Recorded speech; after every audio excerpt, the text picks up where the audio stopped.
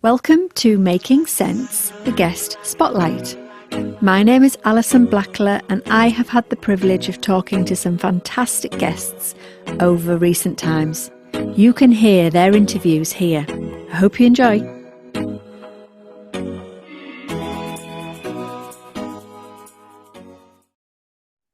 So I'm delighted to be joined for a little spotlight guest slot by Amanda, who has got loads of really interesting things for us to talk about today. So let me say hi to Amanda and please introduce yourself.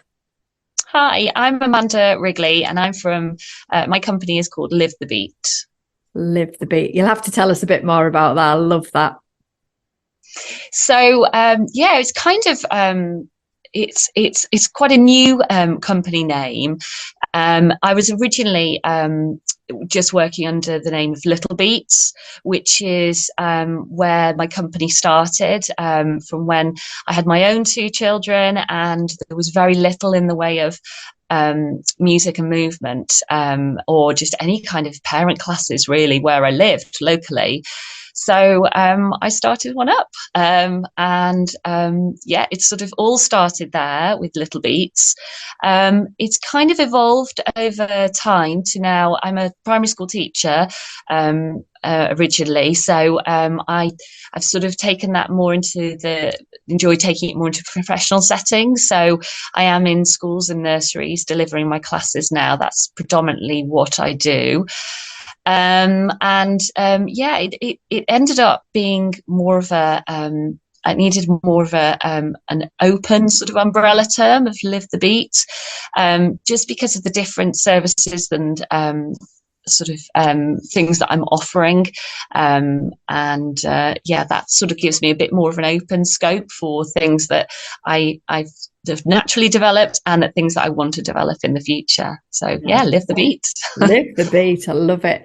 And it's something that I've often saying to people generally about music. You know, it's not to be underestimated, is it? How powerful, whether you're listening, creating, just being part of something, is so powerful. And sometimes it's almost so simple, the resource, that we then forget to use it.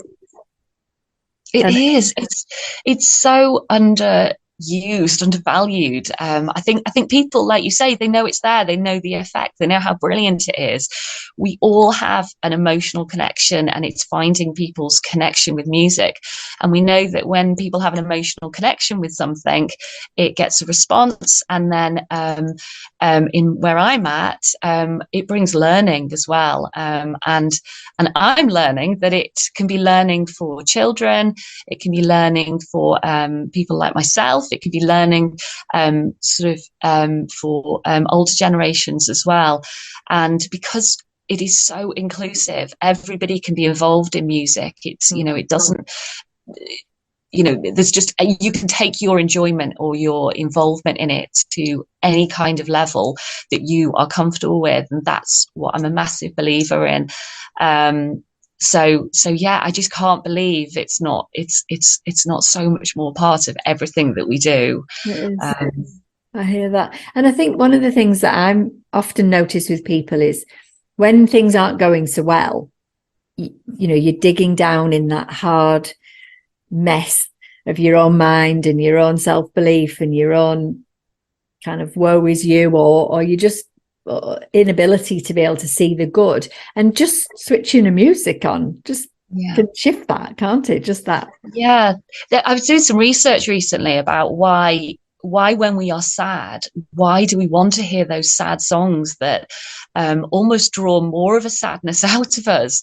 But it's actually about when we're in a place of sadness or had some kind of trauma, or by listening to somebody or a singer that's got that same tone, it's like that person who's singing to us, or the music composure is giving us a kind of signal of actually it's okay, and it's like the music understands us, because really sometimes when we're not feeling ourselves, for somebody to say, oh, you're okay, it's not the response we always want. It's actually we want somebody to understand that sadness that's actually what happens in music. That's why we tap into those songs when we have that sadness. So I find that quite interesting. And obviously, like you say, the complete opposite, when you need a boom to get you moving, it can just change, can't it? And yet, the kind of stretch for everyone is to reach out to music in whatever form. But something that I'd like to talk to you about, because obviously you're much more involved in music than me. I absolutely love music, but I have no skills to create music. My schooling basically didn't really give us any music as part of it, which is really sad. I think we played the recorder. I think that was the limit of it. And I wasn't very good at that either. Having that thought in your mind about music, if I didn't have a brilliant experience at school and I wasn't given an experience, so I didn't get that chance, I wasn't in a musical family, so it wasn't a big thing. I wonder whether some people have that, because I know that that's a thing in most people's minds. If you've got a memory of something, it can affect and define you into the future. And I wonder for some people whether they think, well, I can't do that because I'm not creative, I'm not musical, I can't get that lovely thing that you're talking about because I'm not very good at it. And actually they can, but they're going to do it in a slightly different way to maybe somebody who is naturally musical. What's your experience of that, Amanda?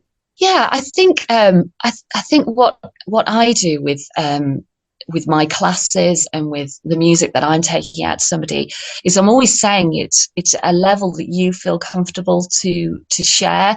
And if certainly if you're not comfortable with that sharing, I mean, for me, I've always been a singer, and I've always that's my instrument as it is. That's I feel confident singing in front of an audience, and I get that it's incredibly such a personal thing, your voice, more so than a guitar, or because it is really, really you. But I get that, I really get that people just aren't always in that place to share it. But sharing music isn't about always performance. It's about a look in somebody's eye, or a smile that you can share through music. So something that I'm doing at the moment is I'm taking music into care homes. And we've got people in the care homes that really might not be comfortable with singing and performing, whether that's the activities coordinator or whether it's the residents that are actually there. And I always say at the start of my classes that we share the music to the point that we feel comfortable. And so it's just about finding what you are comfortable in sharing, and whether it is just the look of through somebody's eyes. At the start of my sessions, I often start the session with smiles, especially in the care homes, because we have the children in the care homes as well. And I often just start by saying, right, let's sing. I'm going to put a song on, and I just want everybody just to smile through that song and just share a smile with somebody.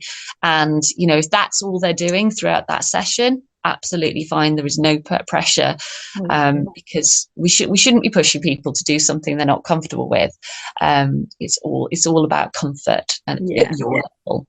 But equally, I think there are times where people have got that defined story and they won't have a go. And I think there is still a little bit of just pushing your comfort zone ever so slightly, because otherwise, we don't grow, we don't change.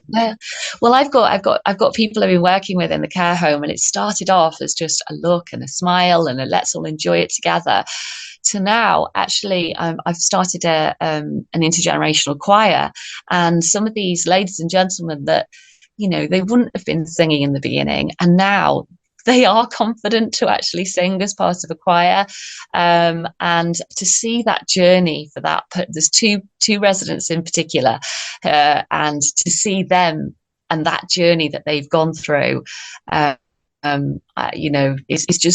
thing to be part of, and I love my job for that. That's just awesome. And they're sitting there with the music and singing along. It's like, and they come every week. It's an optional thing. So I love it.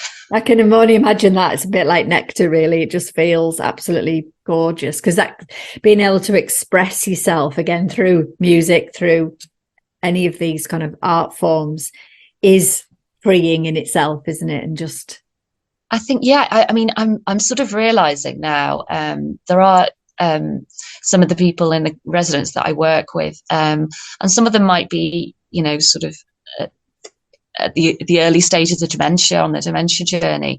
Some of them a little bit further along on that journey, but I'm sort of seeing what an effect it can have. We did a concert actually a couple of weeks ago, and I saw this lady, and she absolutely came alive through. And when you look at somebody, so I'm sort of there doing my conducting at the front, and when you look at somebody and you see a look and you hold a look at them, and it could be in any other setting, it might have been awkward because she was looking at me and I was looking at her for a little bit too long, but it was just this connection between us and this smile and this singing that joined us together. And yeah, as I said, her eyes were completely alive in a way I've not seen in her yet. And that I actually, I'm not an overly emotional person. I try and keep my performance, but I nearly started crying as I'm conducting my choir because it was just such a beautiful moment. And yeah, that was the nectar, and that's going to stay with me for a long time. So, nice. And what's lovely about that, of course, is everyone that was there, yourself included, you've got something to almost a wave to ride on, haven't you? Like when you say it's going to stay with you, that's the power of it, isn't it? It's the power of that connection with each of us, but music being the thing that's kind of brought it together. I absolutely love it. That's right. And I think with the people I'm working with in the care home, and thinking about dementia in particular, I'm sort of understanding and done quite a bit of research about the power of what music and how that can sort of look back. It's not just about looking back and thinking about what that offers you with your past and triggering your brain in all sorts of incredible ways, but it's also about keeping those connections and in your brain, and it's sparking off these incredible things to happen in people's brains, and that I really love reading about that and hearing about that, and actually seeing that in the flesh happen right before my eyes, those connections, those sparks in that person's brain. And I was kind of reluctant with the choir to bring new music into their lives and teach new songs. But I started off and I thought, well, I'll just see how this goes.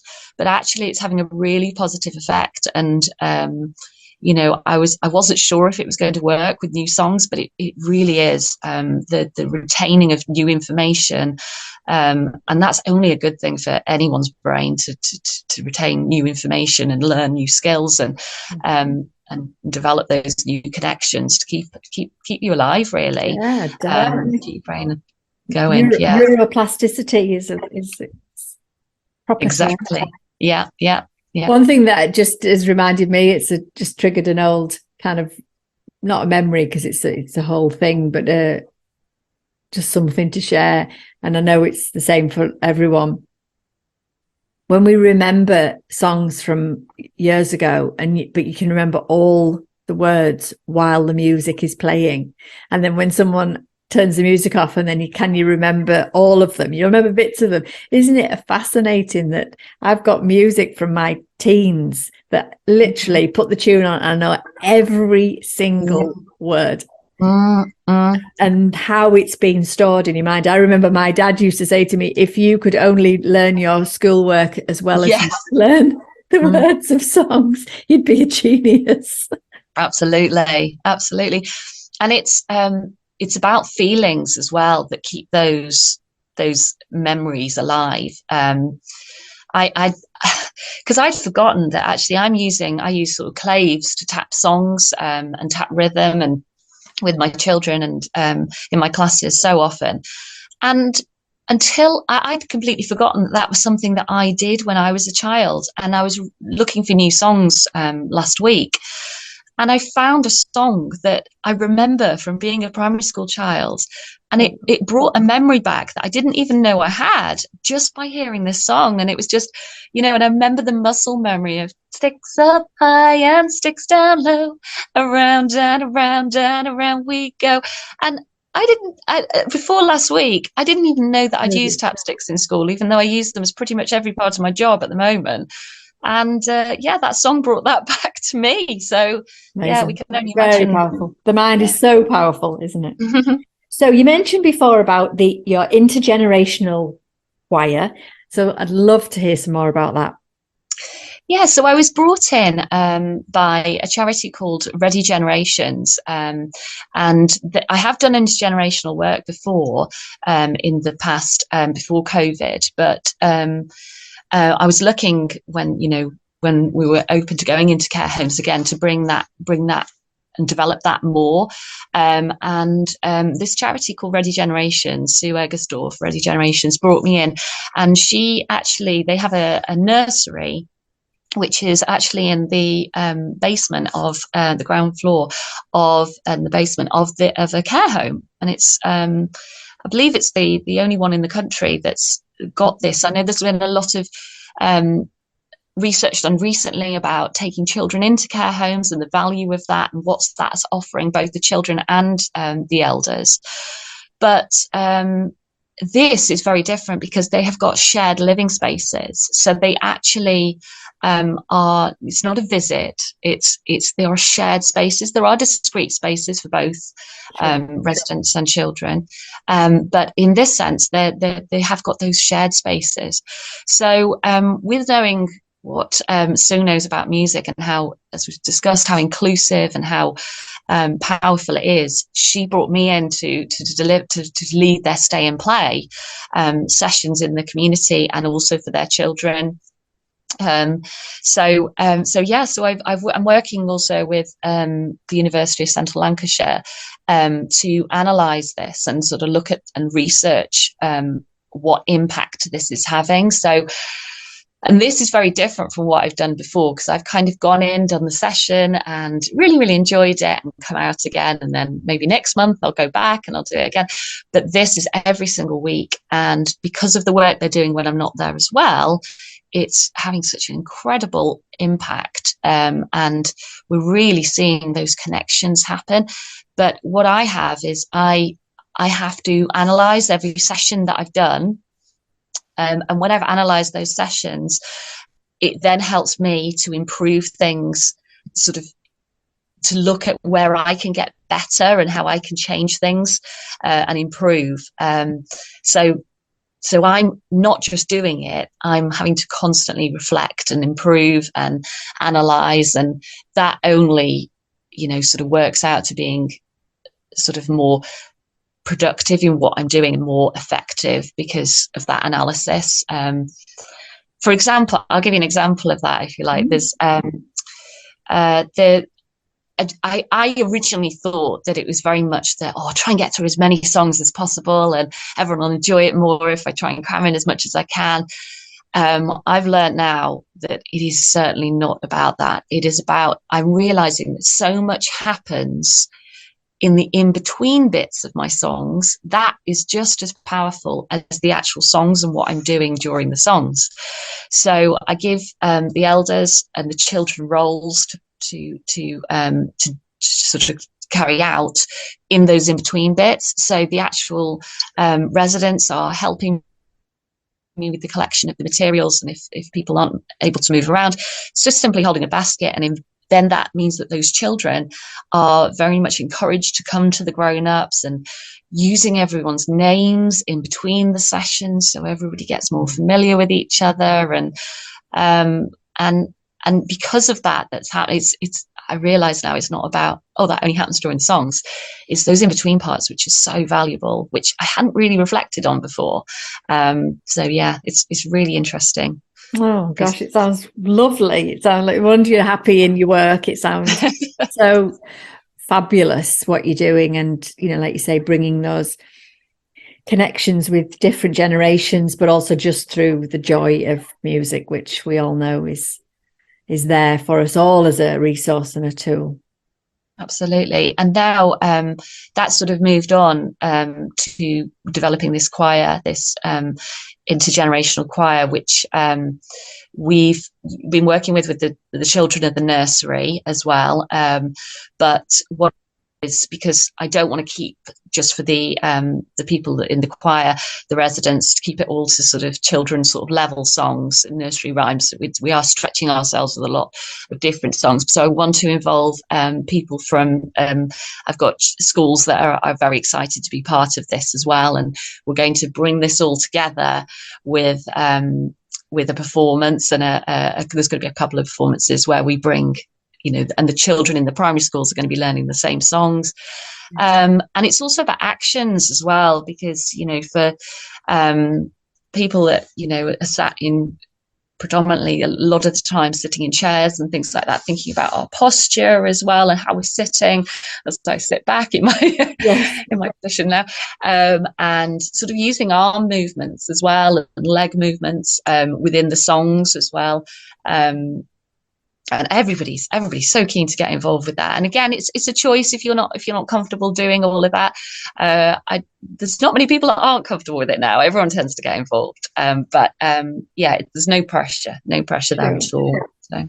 And I imagine for them just being able to watch, if they don't feel able or want to join in, I would imagine still there's a spark of joy coming from watching people doing these things. I mean, we all love watching people performing well on television, for example. We love that. We get a lot of joy watching people talent, or people just having a go. People absolutely brilliant, but just having a go. I mean, I'm a big fan of celebrating people. Just go on, have a go. It doesn't have to be perfect. Just get out there and do it. Absolutely. And we did, when we did our concert a few weeks ago, there were people that watched the concert and they thought they were just happy to come along and watch.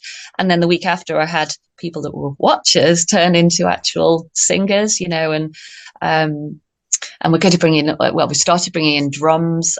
Ready Generations have brought some resources, which is this absolutely massive gathering drum, where we're now bringing in drumming actions into it. And that's brilliant for intergenerational works. We had the children around the drum and the elders around the drum, and everyone was beating the drum. And it's fantastic.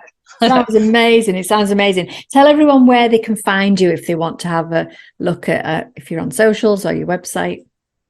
Yeah, so my website is livethebeat.co.uk, and it's still just a little bit work in progress there, and just that'll be released officially in a few weeks' time. But I'm down on in social media as Little Beats at the moment. So have a look. Brilliant. Oh, thank you so much for coming and talking to me and sharing your work. It sounds absolutely inspirational, and can only imagine how good some of those people must feel when you leave and finish your session. Oh, thank you, Alison. Thank you. You're welcome.